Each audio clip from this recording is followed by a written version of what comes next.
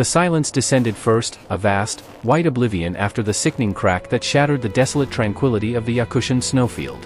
One moment, they were two figures, ancient and resilient, traversing the shimmering, treacherous ice. The next, the woman lay a crumpled heap, her left leg twisted at an impossible, grotesque angle. A catastrophic open fracture, bone-piercing skin, the sight a brutal, visceral shock that froze the air in the man's lungs. Crimson bloomed rapidly on the pristine stark white, a horrifying, stark signal against the gathering Arctic twilight.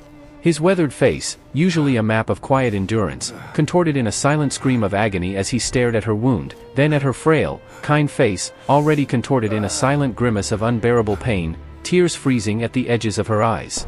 It was then, as denial battled with encroaching dread, that the first distant howl echoed, a primal, guttural promise from unseen gray wolves, drawn by the scent of spilled life. Instantly, shock transmuted into a fierce, unwavering resolve. He dropped to his knees, positioning his lean, sinewy body between his injured wife and the unseen menace, clutching his battered hand-carved wooden stick like a sacred shield. His fate, and hers, was now irrevocably bound to this silent, deadly wilderness.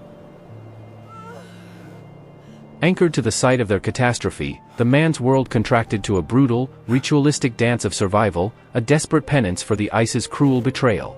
His every muscle screamed in protest as he established a rudimentary defense, dragging frozen branches and compacted snow to construct a fragile windbreak around his wife's immobile form. The piercing extreme cold became a living antagonist, its numbing grip a constant, lethal intensity, visible in his ragged breath and the crystalline frost that clung to his thick white beard, stiffening his gray knitted gloves. He fumbled with flint and tinder, his resolve a desperate flame against the encroaching hypothermia, coaxing a tiny, flickering fire into being, a fleeting beacon of warmth against the vast, icy blue expanse. His vigilance was unyielding. Each precious twig he scavenged, each block of snow he added, was a battle against the inevitable, his deep-set eyes ceaselessly scanning the horizon for the low-slinking forms, the piercing yellow eyes of the gray wolves. Their coordinated hunting howls grew distinctly closer, a chilling, psychological pressure tightening around the small, vulnerable sanctuary. He moved with a heavy, aching grace, every shift of his worn leather boots a deliberate act of protection. His wife's condition worsened, her pale skin translucent, her moans soft and involuntary, a constant reminder of the life he was desperately fighting to preserve. His own exhaustion was profound, etching deeper lines on his weathered face, stiffening his dark blue trousers with ice and mud. But his commitment was a moral necessity, a primal vow whispered into the frigid air. He would fix this broken moment, this shattered past, even if it cost him everything. He would be her shield, her fire, her last, desperate hope, until salvation arrived, or until he could fight no more. The days bled into an agonizing blur of endurance.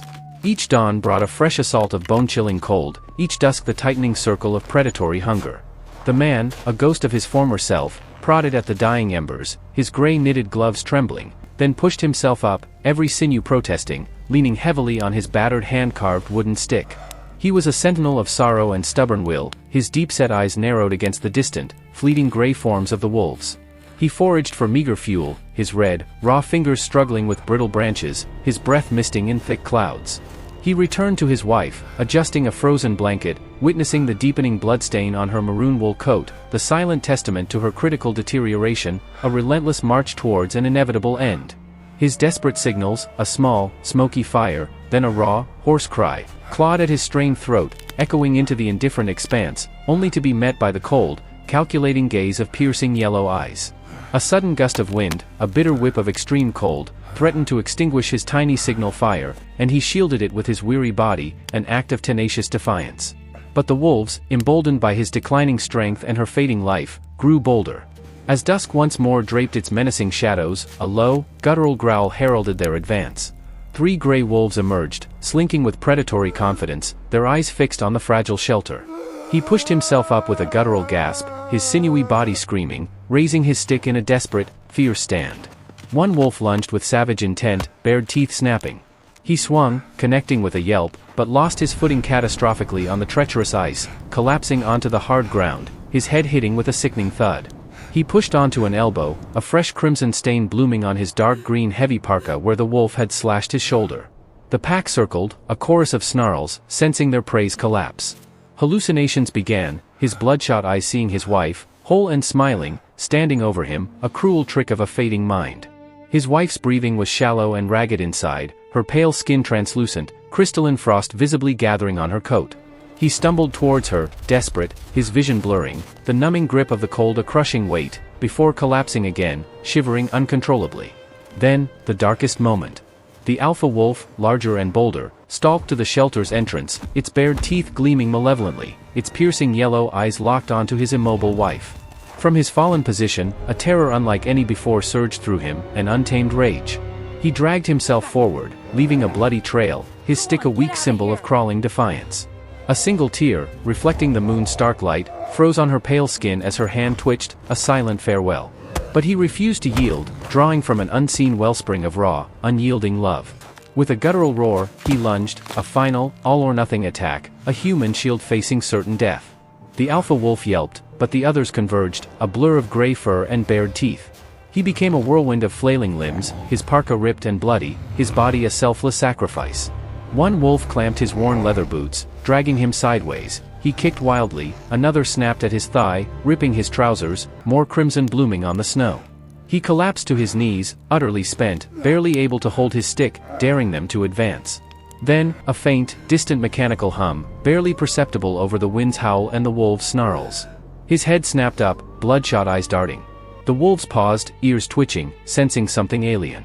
Distant, powerful beams of light swept across the snow, growing brighter, accompanied by the thrumming drone of approaching snowmobiles. With snarls of frustration, the gray wolves scattered, disappearing into the swirling whiteout. He collapsed fully, his stick clattering uselessly, tears freezing instantly on his weathered face, a visceral mix of overwhelming relief and complete, utter physical collapse. Rescuers, in bright orange parkas, rushed towards them, their determined, focused faces a beacon of hope. One knelt by him, checking his pulse, another entering the shelter, gasping at his wife's critical state. Barely conscious, his gray knitted gloved hand reached weakly towards the opening, a silent plea for her safety, an unwavering, profound devotion echoing in the newfound silence.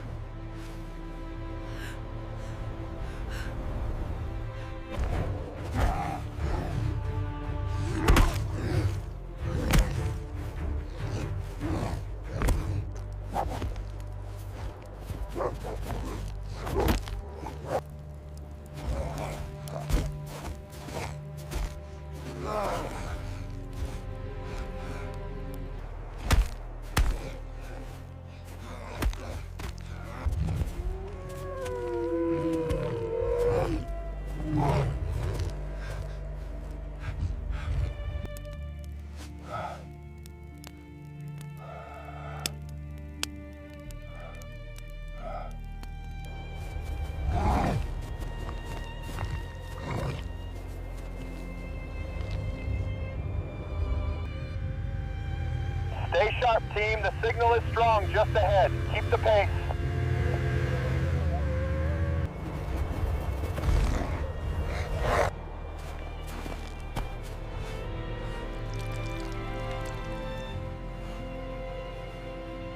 Base, this is Rescue 1. We have arrived at the shelter. Proceeding to entry. Confirmed, Rescue 1. Watch your footing.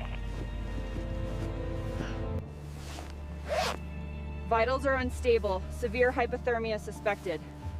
Requesting immediate extraction. Requesting immediate extraction and advanced life support at these coordinates. The roar of the helicopter blades, the biting wind, the chaotic urgency of the rescue team in their bright orange parkas, these were the raw, final sensations of the wilderness. He lay semi-conscious on a stretcher, his dark green heavy parka caked with frozen mud and wolf blood, his thick white beard matted with ice, a pervasive shivering deep in his bones. His battered hand-carved wooden stick lay broken nearby, a symbol of a lost fight, but his deep-set eyes, though barely open, instinctively tracked her stretcher. She, too, was lifted, her maroon wool coat torn, her frail hand trembling, a faint grasp towards his. Transferred from snowmobile to helicopter, then to the brightly lit, sterile emergency room, the raw struggle gave way to the quiet, methodical urgency of medical intervention. His dirty parka was cut away, revealing a lean, sinewy body covered in the raw marks of his struggle.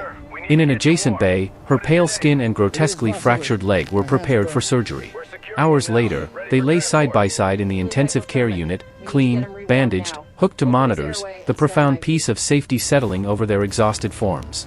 His bandaged hand reached for the space between their beds, a silent yearning, a testament to the enduring desire for connection. You're safe now. Days bled into weeks of take good care slow, of you. arduous Everything's recovery. gonna be all right. In their shared hospital room, he shaved his thick white beard, a symbolic shedding of the ordeal, his weathered face appearing slightly younger, yet his deep-set eyes held the indelible memory. She, in a wheelchair, worked on moving her injured leg, her frail body straining, a grimace of pain her constant companion. He, limping, worked on strengthening exercises, his battered hand still faintly trembling. They were separate, yet united, in their parallel journeys of physical restoration. He watched her take her first tentative steps with crutches, his eyes filled with quiet pride. Finally, the day came. He, now with a new, smooth wooden stick, gently pushed her wheelchair through the hospital doors, out into the crisp, cold air. Her kind face looked up at the sky, a slight smile forming, feeling the profound release of fresh air and freedom. The drive home, through the serene snow, was a quiet passage back to their private sanctuary. Their small wooden house, nestled in the snow, smoke curling gently from the chimney, was free now from the menacing atmosphere of wolves or the piercing, numbing grip of the extreme cold. Inside, adapted with ramps and handrails, their home was imbued with a deeper, unspoken understanding. She sat in her armchair, running a hand over a familiar blanket, as he brought her warm tea, their eyes meeting in a silent moment of tender affirmation. Later, by the crackling fire, he sat beside her, holding her hand, his new wooden stick leaning near. Her head rested on his shoulder, his deep-set eyes calm, filled with profound peace. Their scars, physical and emotional, were now integrated into their beings, symbols of their unwavering devotion. They were two souls who had defied death together, their sanctuary rebuilt not just in space, but in the indestructible bond forged in fire and ice. True kindness, they knew, was not merely an act, but a living, breathing covenant, transforming tragedy into an enduring legacy of love.